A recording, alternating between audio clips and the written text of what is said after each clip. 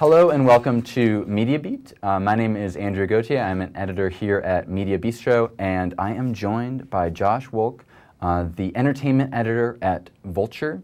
This is part 3 of our three-part interview. You've been an entertainment writer for years and years and years now, first with Entertainment Weekly and now with Vulture.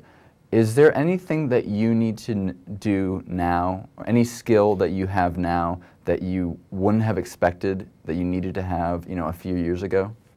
The one thing that hasn't changed is basically do the best job you can on your first assignment. If you get your first shot to write something, if you hit it in just clean and on time, you were surprisingly ahead of like a huge percentage of people. And all editors want to know often is, can I depend on you to do this and do this well and just get it to me? So that really hasn't changed. It's like seizing that first opportunity and making sure, because really once I see that somebody, I can count on somebody, then I will use them again and again and again. And kind of building on from that, if I am somebody that wants to write for Vulture, how do I go about doing it? Kind of the catch-22 about it is we have a really small staff and we do need freelancers. But the other side to that is we have such a small staff and we're so busy all the time that often we don't have time to respond to all queries. So I would tell people to send in queries, but just like the key, as with anything, is just know Vulture. When you send a pitch, we want to look at it and be able to say, like, okay, this is definitely a Vulture pitch, as opposed to like they could have been sending this to any number of places. Make sure you know the place, because if I see that somebody's just kind of swinging wildly, and I will end up dismissing them and kind of not really pay much attention to future pitches. Right, and obviously one of the biggest things that have changed in the last few years, just in culture in general, but especially in entertainment reporting, is the influence of social media and how much social media affects kind of everything you do.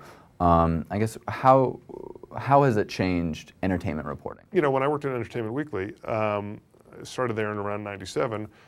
All your headlines, even online, were just a pun, a pun on something. And over the years, it's become like a pun doesn't really drag somebody in. Like it may when you open a giant magazine spread and you see the picture of the person, it all contributes to a general image of what this piece is going to be about.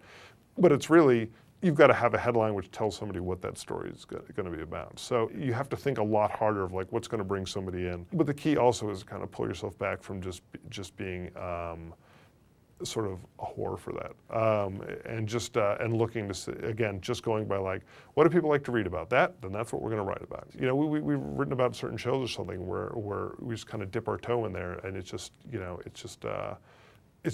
met with resounding silence, and you can tell like what your audience wants. And I think it just dilutes the brand if you start writing about everything just because you think it has potential. All right, we have been talking with Josh Wolk, the entertainment editor at Vulture. And one thing to note is that as of how long has this been out? It was just about a week. It's brand new. Vulture has an iPhone app out called Clickables, and I guess, what's your pitch? You basically will never be bored again because you will always have this clickable. And if you have even 2 minutes to sit there, so you don't have to be alone with your own thoughts, you can just go in there and like flick through and you'll see a funny video to stave off boredom. Thank you, Josh. You have been watching Mediabeat. This is Josh Wolk. Make sure to follow us on Twitter at Mediabistro TV, and then also Josh Wolk at Josh S. Wolk. Thank you, and this is Mediabeat.